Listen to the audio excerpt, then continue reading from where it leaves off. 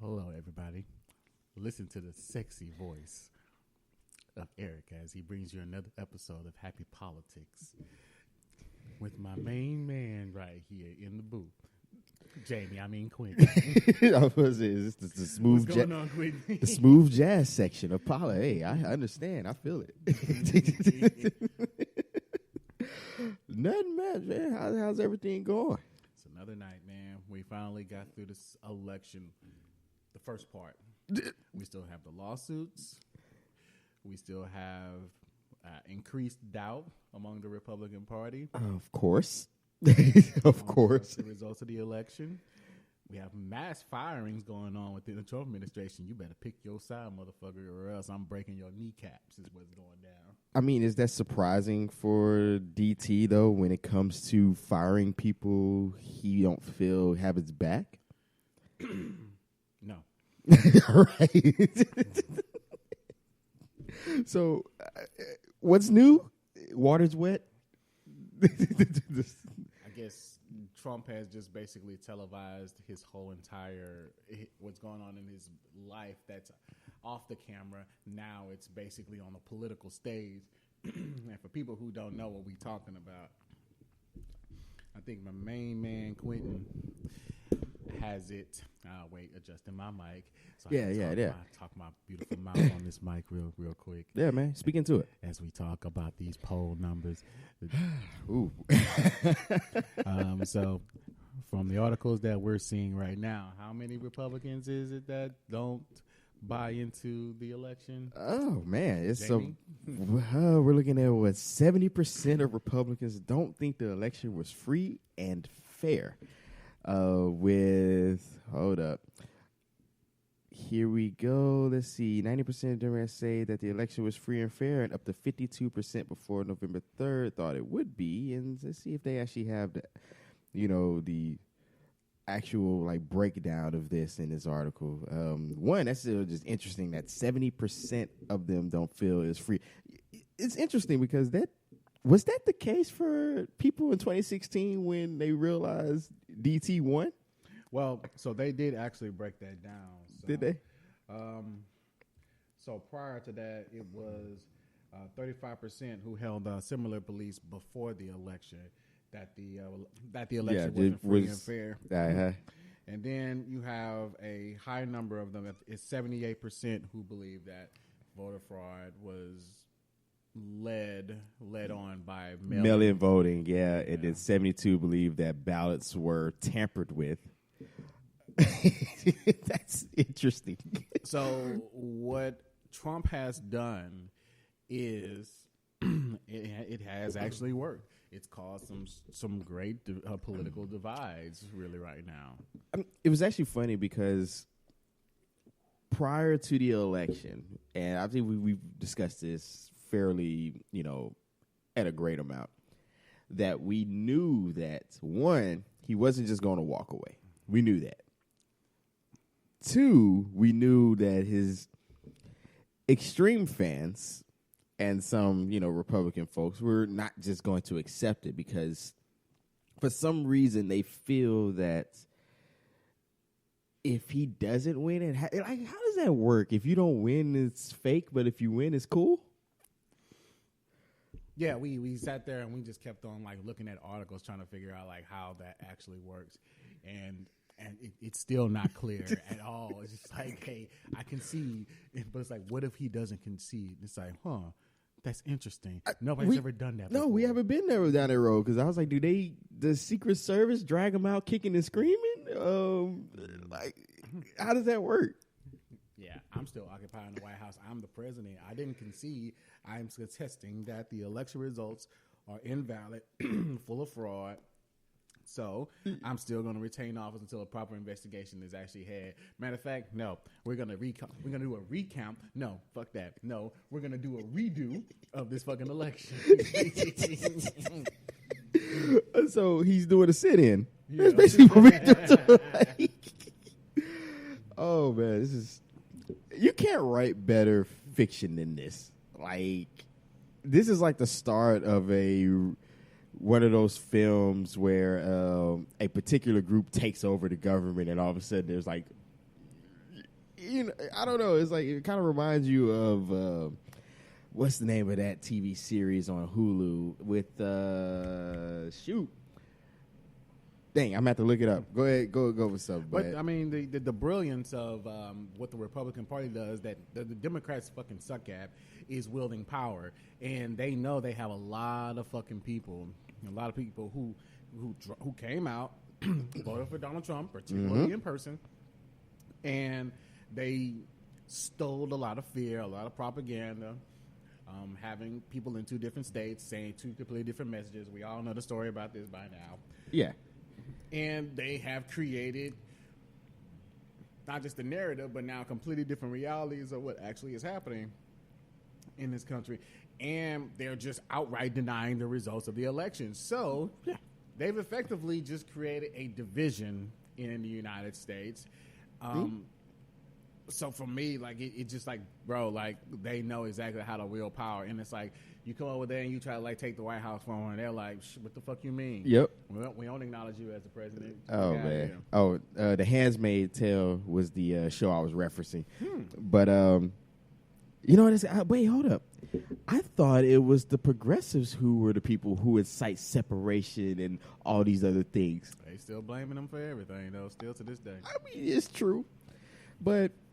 One thing, kind of going with what you said, Republicans, they go all in, right, wrong, or indifferent. They like, hey, we know this ain't right, but you know what? Screw it, let's do it. We got power right now, and what are you going to do about it? You can't do shit. And so I guess that this brings up other questions within our system, because if you becoming the president is contingent upon the previous president to concede and step down, how does that take power away from the election as a whole, if you really think about it? Because didn't they tell us and other people in 2016, he won, the people have chosen? Which, yes and no, because he still lost the popular vote. Granted, that's not how presidents are elected. I still detest that, but that's not, that's just an argument for another day. But now that Joe has won, all of a sudden, that notion changes. Now it's different. Yeah, he won the Electoral College, so, I mean, get the fuck out. That's essentially what's going to have to end up going down. and so, I don't know, like, historically, ever since, it comes off as, like, in order for Republicans to really gain the seat, they have to do nefarious things. Because, like, even when it came to voter fraud, and they always want to cite voter fraud, but it's funny that a lot of the reports of voter fraud have been people who, called themselves Republican. So are you saying there's voter fraud because we've done it before, therefore that I know it may be a problem because we've did it? Yeah.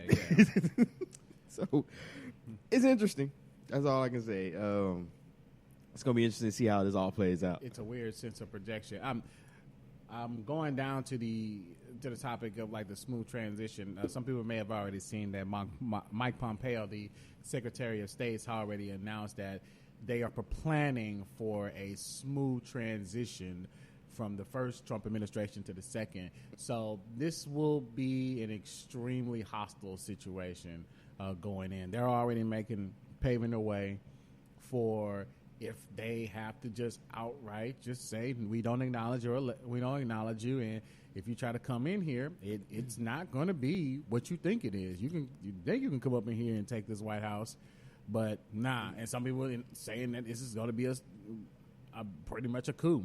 Yeah, it might be. And that's the thing is all those people who try to claim they are law and order people, they are lying if they allow this to go on.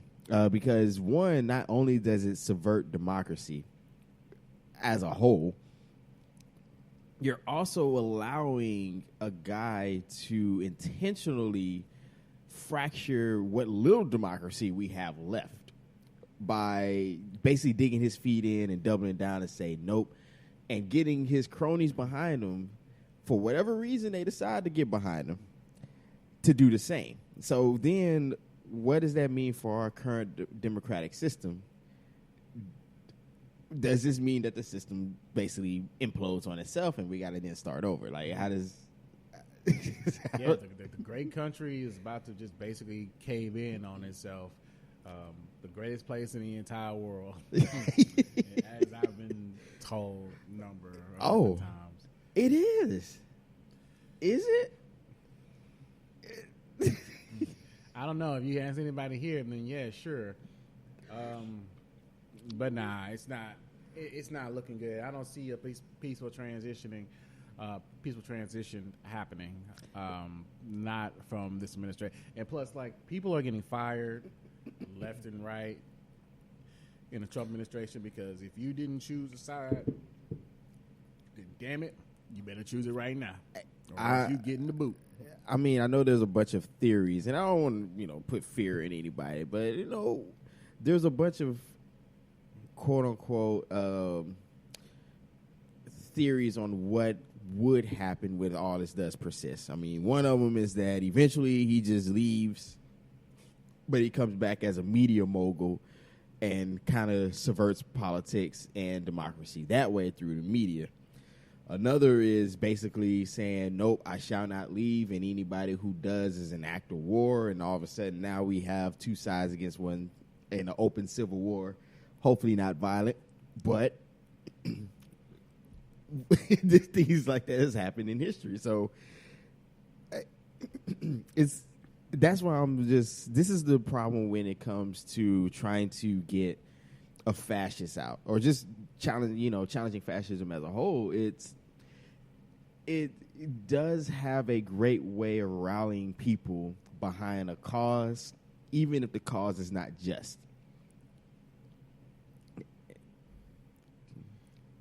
Yeah, definitely not.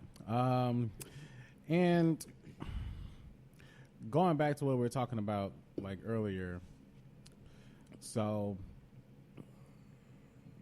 one of the stories that we have is Richard Pilger, director of elections crimes, stepped down in protest from the Justice Department. So Mr. Barr had already given the orders and telling federal attorneys to probe unsupported allegations of voting irregularities. So the Justice Department is behind this 100% to try to make sure that they build a case to protect Trump as much as possible. And Barr is going to go down with the ship, or he's going to make the history books as a guy who helped the president retain power. That's going to be interesting though, because it's like, what justification? Because even if you go through the history of voter fraud, the percentages are sub 1%. Like very, very small. Yeah, it's what a study conducted in 2017 by the Brennan Center for Justice. It was 0.0009%, and I think there hasn't been many cases historically. And just for those people who want to claim that, oh man, mail-in ballots is a new thing and that's fake. And it's like, bro, people been using a mail-in type ballot since the Civil War. And even currently, military people still use it. And those who may suffer from physical ailments or something that doesn't allow them to actually get out and go. So it's not true. That's all you can really go to it. Yeah, I mean, like this whole fucking theory of dead people still voting and shit. There was Joe's going around on Twitter with the Trump voter hotline, and people were just making parodies of it. And one guy had said that he noticed a voter fraud where a person went to a cemetery and dug a person out of the grave and just had them go vote. It's come on, man, it's fucking ridiculous. Because it is ridiculous. I don't even know what to really say, because I don't want to call people slow or anything like that. I do understand why it's easy to get into these traps, especially if the person saying these things, you feel you can trust them. It's kind of why people get into the whole Fox News bubble, or there's certain groups on Facebook and other social media. It's easy to kind of fall into these traps and tropes, and especially if the people sound genuine when they say these things. So and then if you could play on people who already have a mistrust of the system, it writes itself. But I think now, so like let's assume that like Biden does take office, he manages to get Donald Trump out of there. What is the best case scenario for like reaching across the aisle for not the legislature? I'm not concerned about them at all, but the supporters. So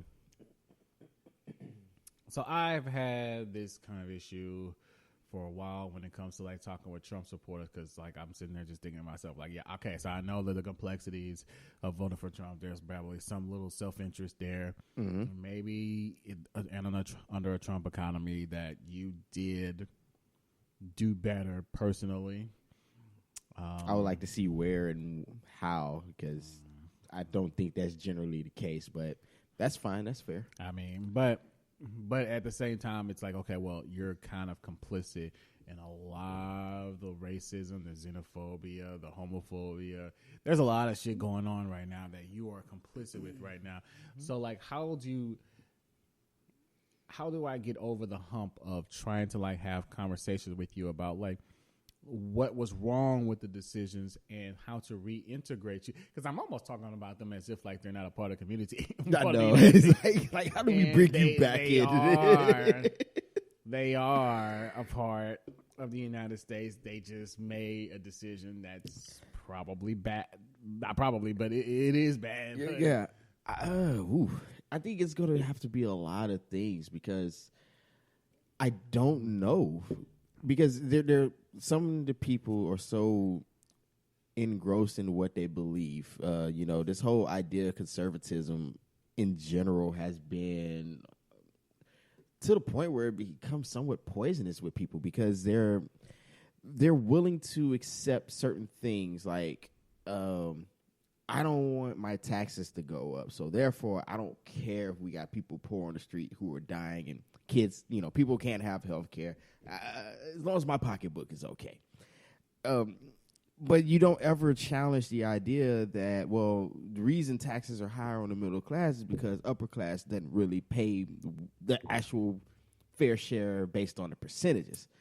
Instead, you will say then, well, we want to protect those people because, remember, they run the jobs. And it's like, not really. Like, if workers decide they're through with it, those people make nothing. But the problem is we got so many people who are willing to do what they need to for financial reasons, and so it's kind of hard to actually do these types of things. So as far as trying to reach to them, I think it's just going to have to start over with having them understand these concepts. And I think maybe even redirecting the conversation and rebranding some of these concepts so it hits easier. It's kind of weird because I guess it's like the whole thing with Bernie. Everybody was on his back until he said the word socialism, which is kind of silly. But so many people have been misinformed of what socialism is that all of a sudden they're like, oh, nope, I don't want to touch it. So... yeah, but now it's actually become a little bit more acceptable. I would say that another way to kind of like look at it for people, and I think this is much more than just something that individuals can handle. I think this is more something that has to be handled systematically. Tying your well-being and your entire living to a company or a person and depending upon them to like create jobs for you, when really the only obligation that they have is just to make money. That's literally like what the whole idea of like a for-profit corporation is, or just a corporation in general. It's to make money. They have no obligations at all to like create jobs. And really, I mean, Jeff Bezos is the richest person pretty much. I don't know if in the entire world, but he's the richest person here in the United States. He's richer than a lot of small countries. And he could just arbitrarily just start like creating businesses and getting jobs and all that out there. But he's not really doing that. He's consolidating all the money to himself. So, yeah, I mean, it's the same thing when people you're going out of your way to protect the oil and gas industry with your vote, but they still push you out the door with them letting about 14,000 people go. I think that's going to be by the end of this year. That's supposed to happen going into next year. So it's like all your efforts, you still get put on the street, and you still have to figure out what to do next. So why are you even wasting your time trying to protect them? Yeah, they should be the first people that you should be looking like, well, damn, you extracted all this money from our communities and then put in the hands of like a handful of like elites, coastal elites, and all these people over here. Your concern shouldn't be preserving their pockets. It should be conserving the community as a whole. And I think the starting conversation should be, what is a proper wage for like people to be able to live off of, to start off from the very bottom, and then you can create a sort of a system that trickles up to give people a means to like go up the economic ladder. I mean, if that's what you want to do, that's totally fine. But this sort of disdain that people have of like looking down on people. If you work at McDonald's or something or DoorDash, we just had somebody DoorDash something here just a few minutes ago, and yeah, we ate the shit out of that. Yeah. I gave him a big ass tip, but still, I could have been that motherfucker to been like, well, shit, I'm not gonna give your ass no tip. Your job requires no skill. It's like, that's the funny part. Is like, who are we as people to try to then determine how much somebody else should get paid? Because at the end of the day, regardless if you want to say as a low skill worker or a high skill worker, they all play a role in making the machine go. And honestly, if you want to be honest, the lower skill workers, if they decide I'm done with it, then nothing gets done. I never understood that notion. Like, for instance, at my job, granted, we work in the engineering field and this and that, and we could come up with things and all this other stuff, but if there's nobody there to do it, nothing gets produced. You want to talk about the McDonald's worker and how insufficient they are, insignificant, I want to say. If they weren't there, you don't get your stuff. You don't. Yeah, and everybody's work in the eyes of somebody else isn't really that hard. Oh, man, that's not really that hard. I wouldn't pay you that much for that anyway. And it's like, well, when you really get put into that work, you're like, well, damn, this actually is a lot of work, actually, to remember all these orders and all this cooking and all this shit. Like, it can be very, very time intensive, and it's a lot of hours to be able to at least afford a basic ass apartment in the area. And that's assuming that you haven't been priced out the area to begin with. But I think people just say that automatically because it doesn't matter what the job is. So for instance, you can say somebody who is a teacher, and you remember when all these teachers were going on strike during the past few years. You will have people say, well, they should have thought about that before they became a teacher. They knew they weren't going to get paid that. And it's like, that's not the point, bro. The thing is if we're going to create a system where it's a requirement to work to live, then people have to be able to make the amount of money in order to, quote, unquote, live. But if we want to then make a society where work is contingent on if you choose to, then we need to do something similar to that, like we were going with, and, either UBI or some other form of it, where we're like, hey, this will cover your basic expenses. Now, if you choose to go work, cool, here you go. Here's some opportunities. And for all those people who are going to lose their jobs in the oil and gas industry, I mean, what about them? Where are they going to go? Are they going to depend on the government? Because apparently, like, giving all these tax cuts and all these subsidies to these oil and gas industries, apparently, it didn't turn out the jobs that y'all thought it was going to turn out. And you can't blame coronavirus because, dude, companies are making, like, record profits on the coronavirus. Now, the small businesses going to get hit. Yeah. But the big ones, nah. No. But the thing is oil and gas has been going down and dwindling for, like, the last 5 to 10 years or something like that. It's been slowly pretty much becoming obsolete for the most part. But people don't want to believe so, especially here in Texas. Like, you can't go up to Midland, Odessa and tell those people their job is no longer viable. And I mean, that's just, or Houston. And so that becomes the problem. And this is why people will vote against the better interests of the whole, because they're just trying to protect themselves.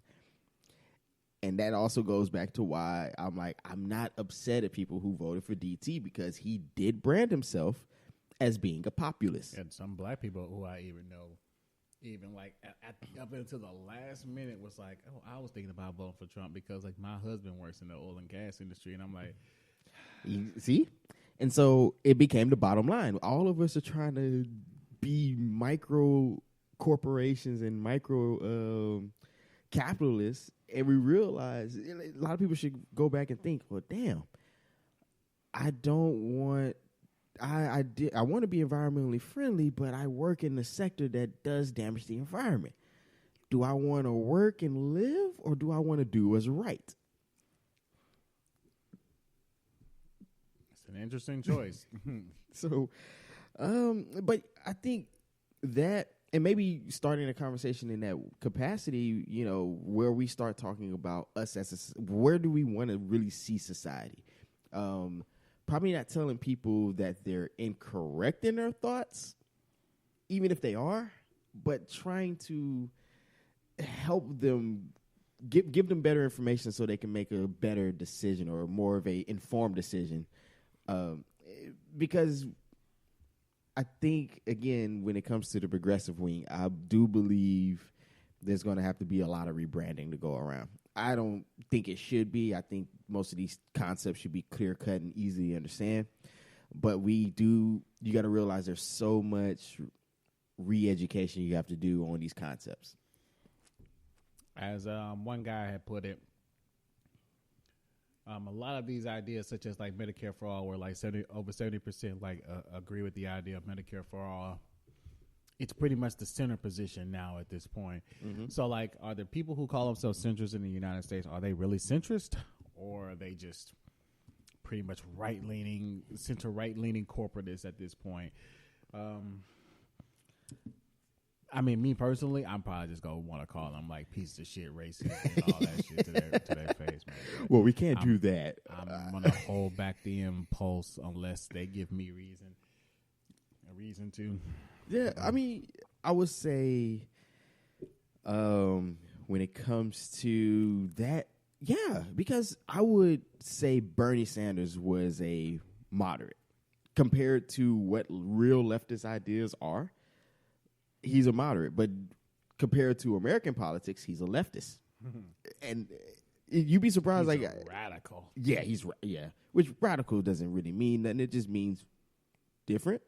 It's not extreme. It's like people think, but hey, whatever. But when you look at, like, I'm trying to remember the name of that. What's the name of that little, look like a Punnett square, but it's for politics, where it has like the 4 quadrants and based on political compass. Yeah. When you put in Bernie Sanders, he's basically slightly left to the center. Basically, yeah. Yeah. And so it's like, yeah, so a lot of these things are considered socialism, which we already have socialist concepts. Unfortunately, people have also been kind of, I guess you could say, pushed to think that these things are have more negative effect than positive. I mean, if you look at Fox News, and don't get me wrong, I've looked at hours of Fox News. Oh boy, I am just like, I'm totally into like that kinky shit. So I just watch Fox News. You gotta be. But if you watch them, they'll have you thinking like, oh my God, socialism is such the worst thing ever. Venezuela, oh my God, they want to control how you think, how you dress. They want to take all the money away from the rich. What's the reason what's the reason for working when they're just gonna take all your money? So there's a attractiveness to it. It's a little bit if you watch it more and more and more, you just go down this weird rabbit hole. And I can see why some people get sucked into it, because it's an echo chamber in and of itself. And I'm glad I'm at least able to like look in and just like see it and just be like, yeah, this is fucking trash. And whew, Lord, I can only watch several minutes of it a day before I'm like, oh my God, my brain, I'm good. I gotta get the fuck out of here. It is very propagandized, definitely. But it's like when you ask yourself, and it's also very funny because a lot of them claim to be Christian, and I was like, did y'all skip over the part when it talks about rich people and people who want to hoard? Like, did we just breeze over those parts of the Bible, those people who want to say they're hardcore Christian? I do actually want to know about that, about how do they address the his disdain for capitalism. I don't know. That's a good question. Is it? Oh no, that's the New Testament. We don't. I don't know. They'll probably say something goofy like that. But it's like the concept of money alone is like we only really need it to buy stuff we want. I would say it should only be used for stuff that we would like or desire. I'm not really a fan of saying it's stuff where you need, because then it does become. Then I guess it becomes apparent that if you don't have everything, the amount of money required, then you just have to go without. Kind of like people who need life-saving medicine. Mm-hmm. Yeah, we seen how that work, huh?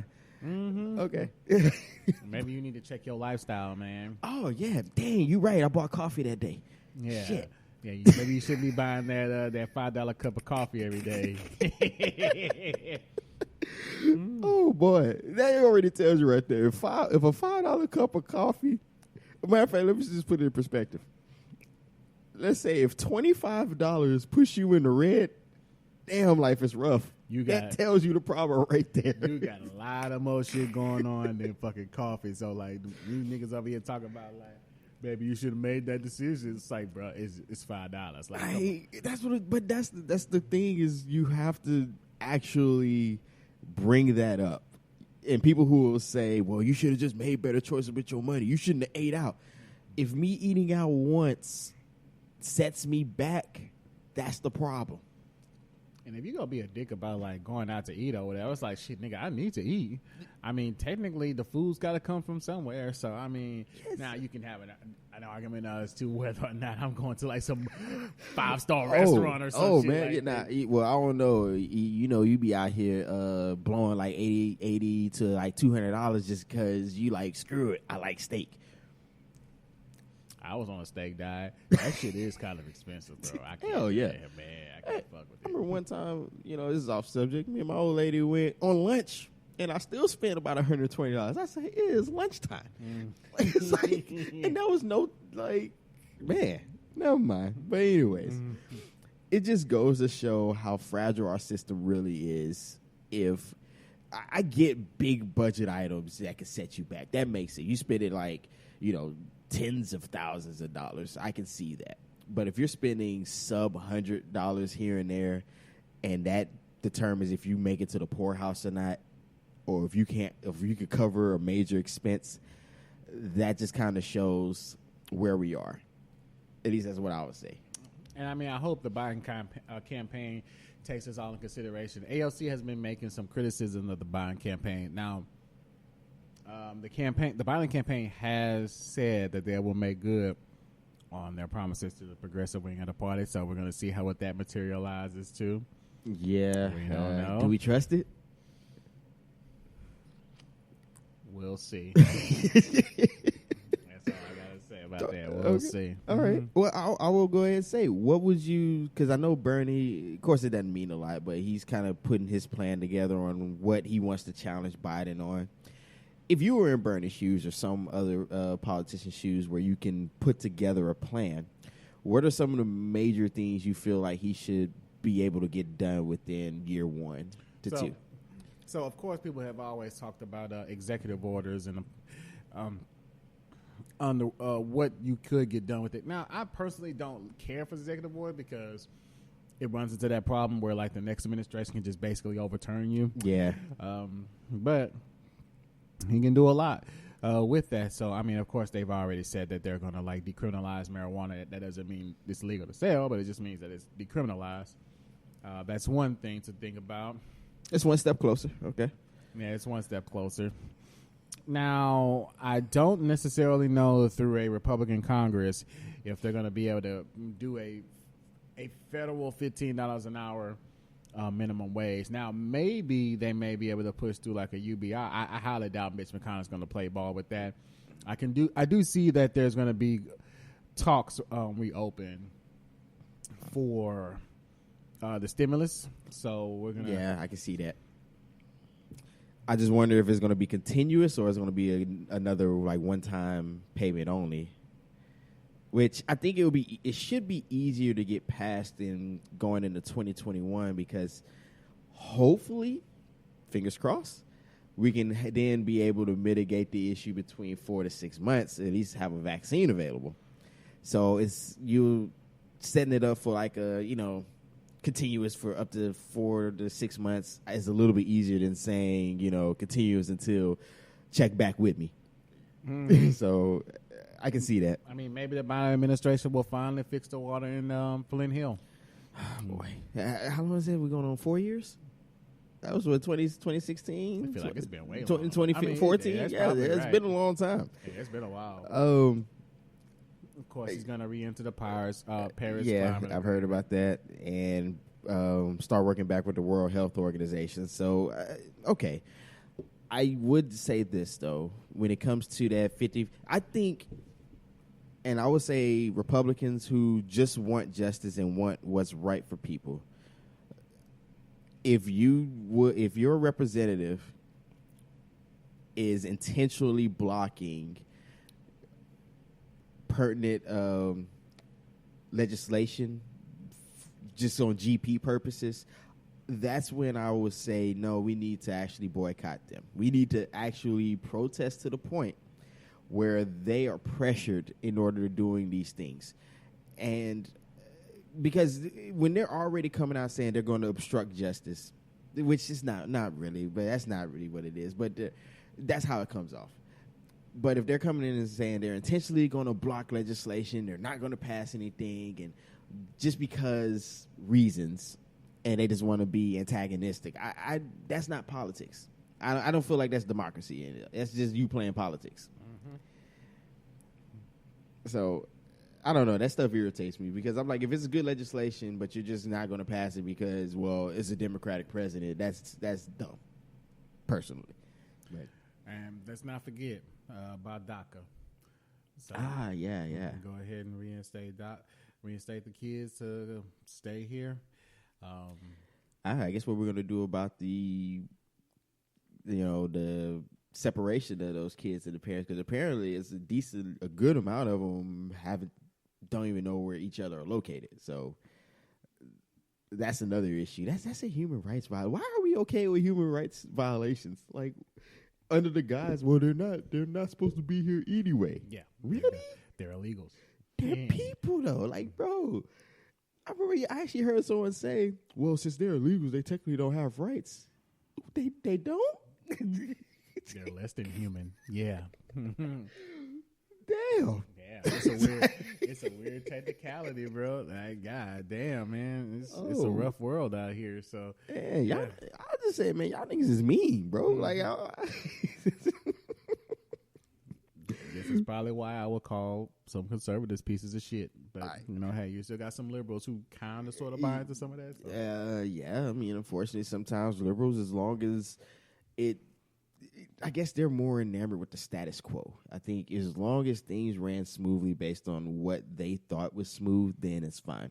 Which was kind of the issue I had with them pushing Joe Biden in the first place because, well, he does represent the status quo. Back to normacy, a.k.a. prior to DT.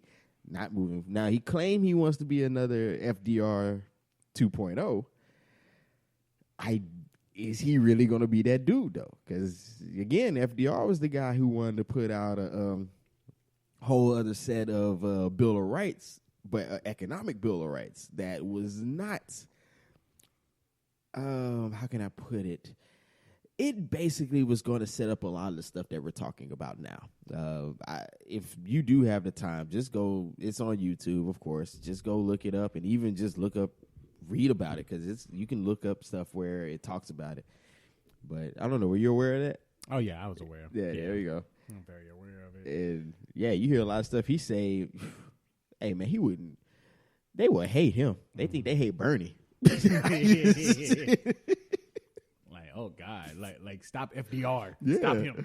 Stop him now. Look, they would have did everything. Stop that cripple so and so. They would have called him everything in the book. Damn, man, just so fucking evil to this motherfucker. But yeah, man, as we're about getting ready to wrap this up, bro, you got anything else you want to cover, man?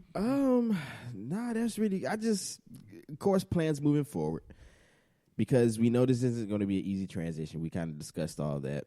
just what's the legislation? Make sure we continue to hold Biden and Kamala feet to the fire. And even those, newly elected Democrats and Republicans, screw that, man. We need to get this bipartisan bullshit personally. Another thing I would think be something to consider is, which I know they won't do it, but getting rid of winner takes all politics.